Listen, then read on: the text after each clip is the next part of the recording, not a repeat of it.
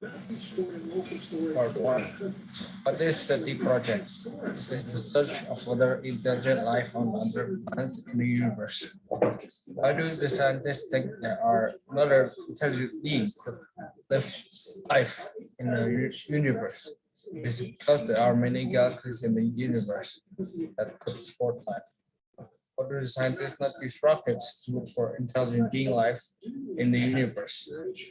Because they are slower than radio signals. They also don't have a wide range and restricted to one direction. What is the reason this SETI project use radio signal? First, they travel quickly. Second, they have a long range. Part 1 notes. SETI project is the search of other intelligent life in the universe. There are many planets where other intelligent life could live. The SETI project searches for life using large radio telescopes. Radio signals are very fast and they have a long range. The fastest rocket would take 60,000 years to reach the Alpha Centauri. Rockets are much slower, don't have wide range, and can only point in one direction. Hello, everybody. Is everyone here? Good, let's get started. We are talking about the possibility of intelligent life in the universe. Now, let's talk about the SETI project. SETI stands for the Search for Extraterrestrial Intelligence. So, why do we think there are other intelligent life in the universe? It's because there are many other planets that could support life. Beyond Earth are just circling one star, but our galaxy have 400 billion other stars. Stars where other intelligent beings could live. There's 100 billion galaxies, 100 billion galaxies where other intelligent beings can live. So, how does the SETI project work? It searches for life using large radio telescopes. They're looking for signals that could be from other intelligent beings. We hope that those intelligent beings are looking for us. Perhaps they are asking the same question as us. Are we alone? Is there anyone out there? In my opinion, this is the most exciting scientific research being done today. Or if or when we find out about other intelligent beings, will change how we think about ourselves and the universe. So the SETI part uses radio signals. Radio signals are very fast and they have long range. They are light speed quick and the and the Alpha Centauri approximately 4.2 light years away and will travel and back to us in 4 years.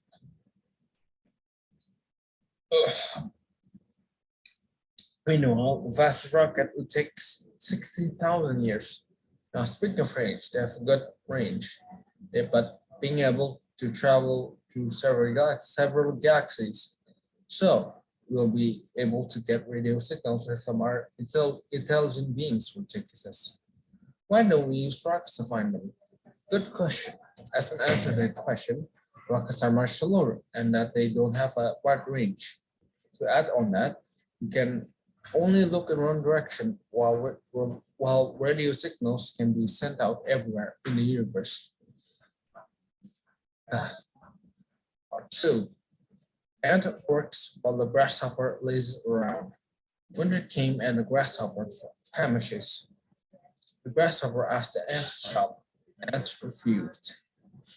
The ants were tirelessly working to dry grain collected by them in the summertime. The grasshopper was dying, crashing to the famine, making food to passerby. The ants wondered, why did you not treasure food during the summer? The grasshopper replied, I had not leisure enough. I passed the days singing.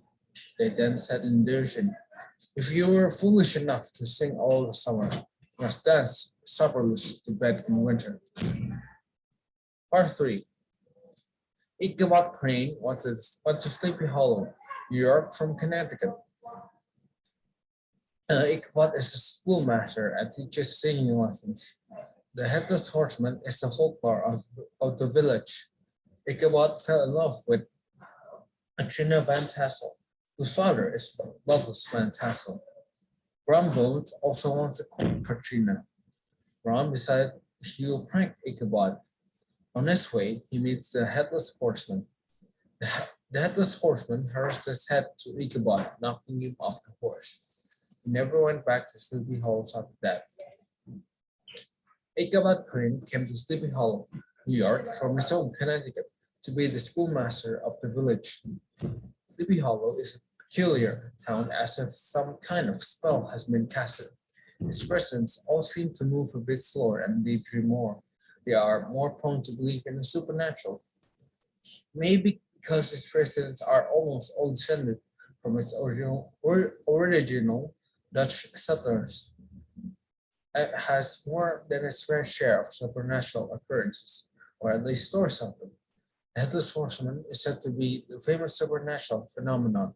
He is said to be a Hessian soldier who lost his head to a cannonball during the Revolutionary War.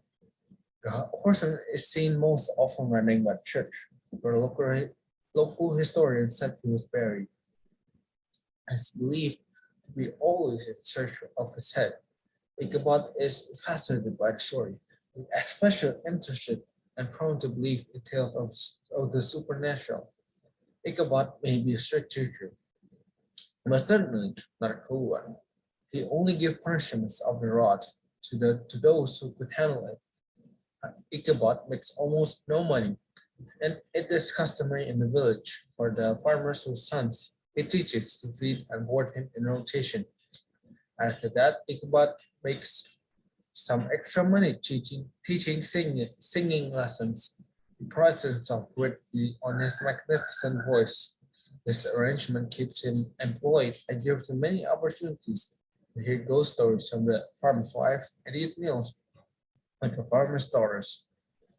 He also has an insatiable hunger and a taste for finer things. Katrina Van Tassel, a young and beautiful woman of 18, is one of Ichabod's students. She is also the only child of Baltus Van Tassel, one of the more successful farmers in the area. Ichabod is quickly taken in by her charms, but it is when that he first visits her father's abundant farm that he considers himself truly in love with her, or at least likely, or at least her likely inheritance. He quickly sets out to win her hand in marriage, coming by the Van Tassel farm frequently to woo her. Ichabod is not alone in his attention to Katrina. However, her beauty and charm and wealth have entranced many other men in the village, especially the formidable Brown Van Brunt, also known as Bra Bones. Bram is notorious for his boisterous personality, love for pranks, and great skill at horseback riding, all of which makes him something of a village hero. Bram has already scared of many of Katrina's other suitors, but Ikebana is hard shape, avoiding physical confrontation with Braun, which is Braun's main method of intimidation. Without an option, Braun turns to his next basic skill, pranks. He fills his full house with smoke, trains a dog to follow Ichabod around howling, and sets many other pranks to frustrate and humiliate Ichabod. One day, a messenger comes to the schoolhouse to invite Ichabod to a party at Fantastos. At this party, he apparently finds himself best man in the house, and when the party is over, he stays behind. For some reason, however, Katrina disappoints him. Ichabod leaves crestfallen. He finds the path home dark and eerily quiet. He tries to keep himself from getting too scared, but soon after he has passed the possibly haunted Major Andre's tree, he sees a large dark figure soon looming nearby. It does not respond to his call, but as he passes by, it starts to move and joins him on the path, riding a large dark horse. Ichabod is greatly disturbed and tries to shake off his pursuer, but he fails. Finally, He notices that the rider has no head on his shoulders. The head seems to be sitting on the saddle in front of the man. Ichabod tries to get his decrepit horse to run almost as fast as he can, but he's not skilled. But he is not a skilled rider, and the horse resists. They end up at a church. Uh, the scene of most of the stories of the headless horseman Ichabod races races to the bridge where the ghost is said to disappear and not follow. Ichabod crosses the bridge and looks back, but he sees the horseman. Instead of disappearing, Hurl his detached head at him and knocks Ichabod off of his horse. Next day, Ichabod's horse returns to its owner's farm, where there's no sign of Ichabod. A search party finds hoof prints and Ichabod's hat, with a smashed pumpkin left next to it.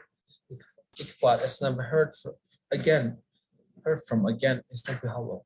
Although later on it seems that he's alive elsewhere and has told his story. Some of the townspeople believe that Bram Bones pulled off a great prank, which put Bram in the final position to marry Katrina. But the old woman and local folklore maintain that he was taken by a headless horseman.